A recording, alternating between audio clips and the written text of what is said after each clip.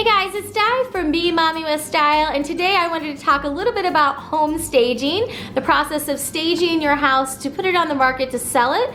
And we are in the process of selling our home to relocate to a new location, and this is something that is not new to us. We have moved 9 times in the past 12 years, so we have had to do this a few times before in the past. I believe this is the 4th house that we've sold and then buying into our 5th house, so it's that many transitions there.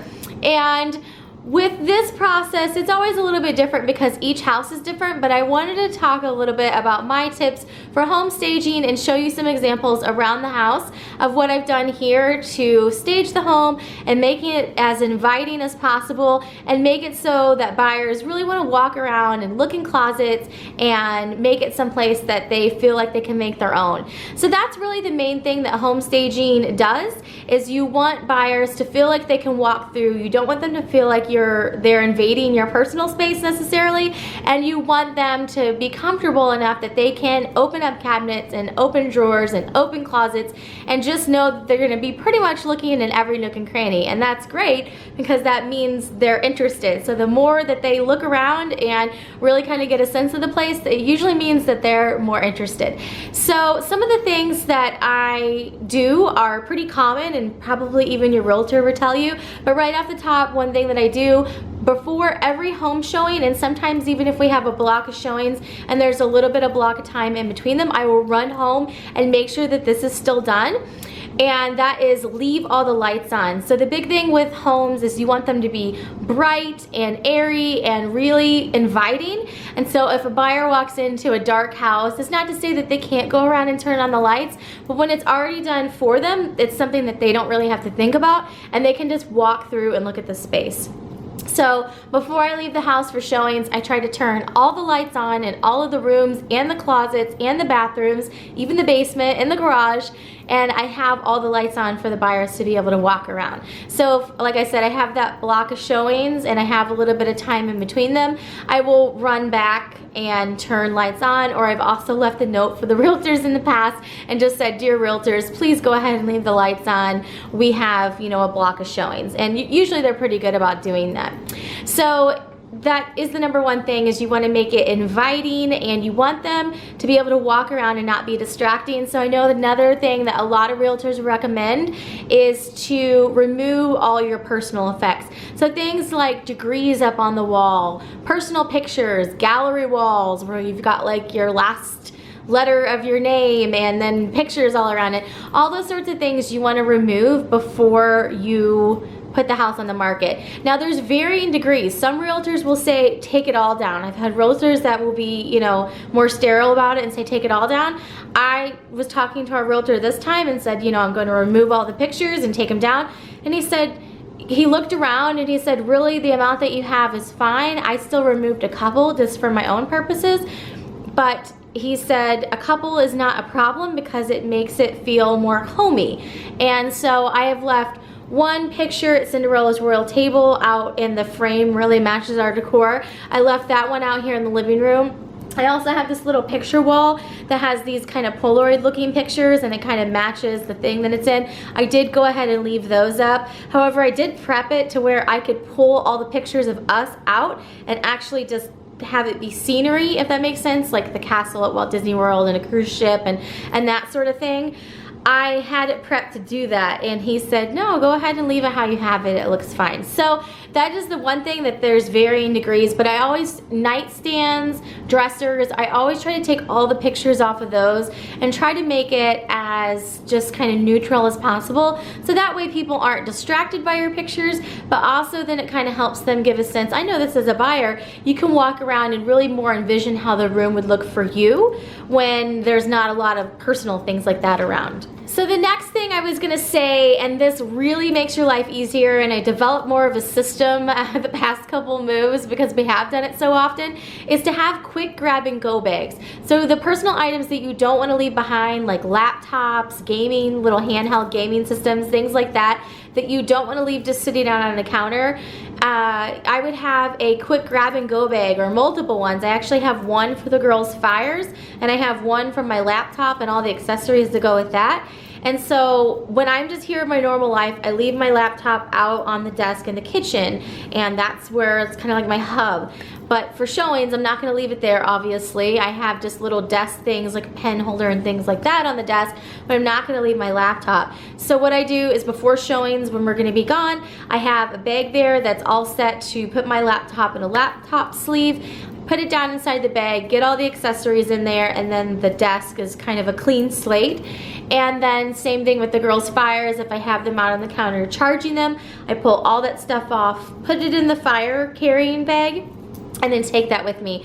So having those quick grab and go bags, if you have things like mail, homework, kid things, I mean, all those sorts of things, if you have a baby and all that infant stuff, having either a little basket or a bag, like a tote bag, that you can just scoop everything in and make sure the counters are clear and then just give them a quick wipe if you want, that really, really helps, and it makes it quick to go, basically, when it's time for the showings. Another thing that I like to do for showings, and then just kind of general in the spring, and so it's hit a number of times that we've sold houses at this same time period in the spring, so it's worked out to do this. Although I have tried to keep in mind recently that some people do have allergies, so I need to kind of look into flowers that don't cause allergies as much, because I've had a rough season with allergies.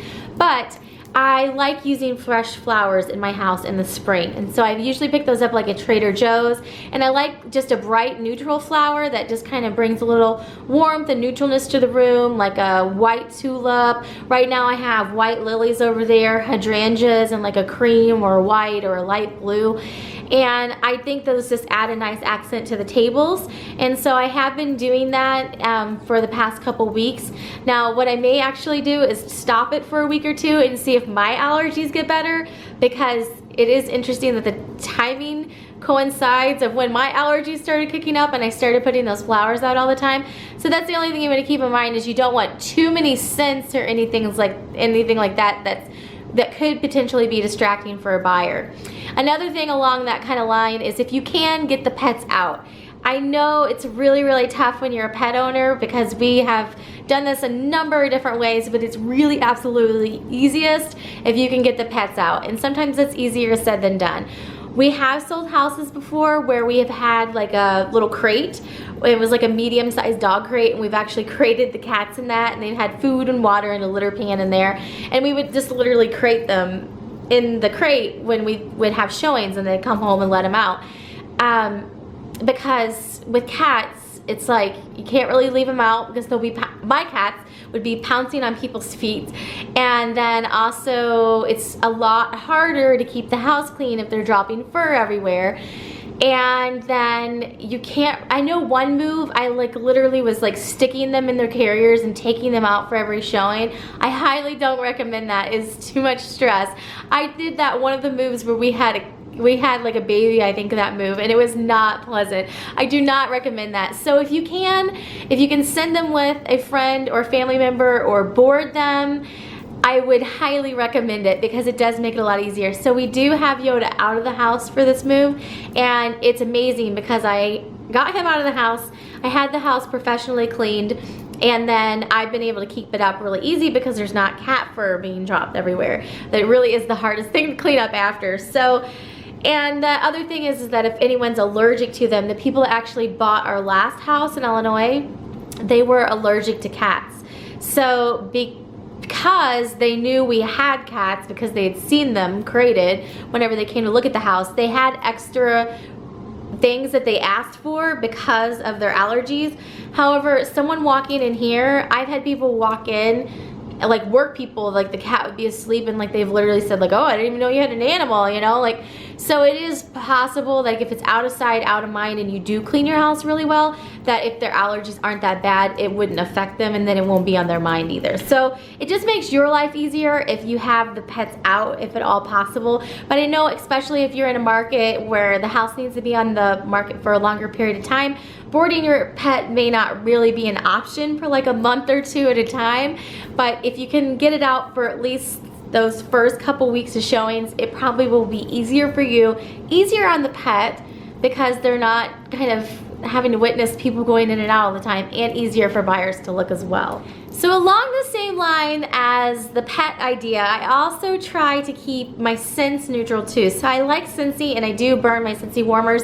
I have really been trying to remind myself, like, don't have 1,000 crazy scents going, because that is distracting and could bother people as well. I tend to stick with baked apple pie, but really even I'm trying to tone that down, how much I use it before buyers are going to be in here, because you don't want the scent to be overpowering that it drives buyers out, like if they're allergic to it or just not a scent that's pleasant to them, or I don't want it to be distracting. So I usually try to burn it and then turn it off, or just not burn it at all. And I try to stick to apple scents because those tend to be the most appealing to a wide range of people. And I'm also going to talk a little bit about my quick cleaning routine for staging. So for a quick cleaning routine, what I consider essential before staging the home, and obviously this is in addition to all of the things I do regularly to keep the house up, I try to make sure all the bathrooms are clean, of course, because people are gonna potentially open toilet lids and everything. All the toilets need to get cleaned. So we have a 4-bathroom house. So all the toilets need to be cleaned, all the sinks need to be wiped down, all the countertops need to be wiped down. And especially for the bathrooms where people will brush their teeth, potentially wipe the mirrors down too with like a Windex if the kids have like splattered anything on there, or you know, whatnot. So that's my kind of quick, what I try to do in all the bathrooms before showing starts. And that's even if it's like back to back, day after day, you know, one day to the next, I'll do it each day. So it's a lot of cleaning, but you know, it's for a short time period. So a wipe down of the bathrooms, clean all the toilets, and sometimes the mirrors, just depending on if anything's gotten on them. And then I always try to wipe down the sink in the kitchen and the countertops. I have to clean the floor multiple times daily in the kitchen because Natalie is not the cleanest eater. There's crumbs everywhere, always. So I have a little vac thing that I sweep in there just regularly.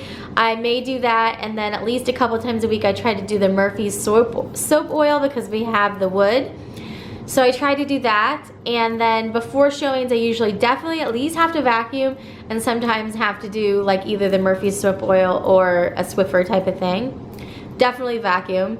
I also vacuum the entryway because it's the first place that people see, and then also like the walkway next to the entryway as well. So I try to do at least that vacuuming, and usually the bedrooms as well. But you know, especially if we haven't been here a lot, when school was in session and that sort of thing, the bedrooms don't tend to get that dirty. So if you had showings day after day, I may just vacuum every other day and that sort of thing. But definitely the things I do daily, even if it's showings every single day, would be the bathrooms, the kitchen counters, kitchen sink, making sure there's no dishes in the kitchen sink, getting all that into the dishwasher, cleaning underneath the kitchen table, and then making sure the entryway is vacuumed and everything. And then at least every other day, if we're having showings, the bedrooms and then the main living area is vacuuming in here. So that's kind of my quick cleaning routine for like the showing areas, and it would have to be way more than that if we did have an animal in the house, but because he's out right now, that really helps so immensely, because there's not just like hair that just, you know, just randomly finds a way to like hide, and then it pops out when you least expect it. So that's definitely helped a lot. So if you guys have enjoyed checking out some of my staging tips and seeing a little bit around our house, how we have staged things, and I think that I probably have left a little bit more personal stuff out this time than I normally would have. I left all my Ray Dunn stuff out and things like that. Normally I probably would have packed it away. So we'll see how that turns out, whether it seems like it turned out to be a negative for us or not. But I do try to keep everything as bright and neutral as possible, so that way when buyers walk around, they feel comfortable, they feel like they can make themselves at home, and they feel like they can see their items and see themselves in the house. So let me know if you guys have any questions down below, and I'll be happy to answer those for you. And thanks so much for watching. Have a great day.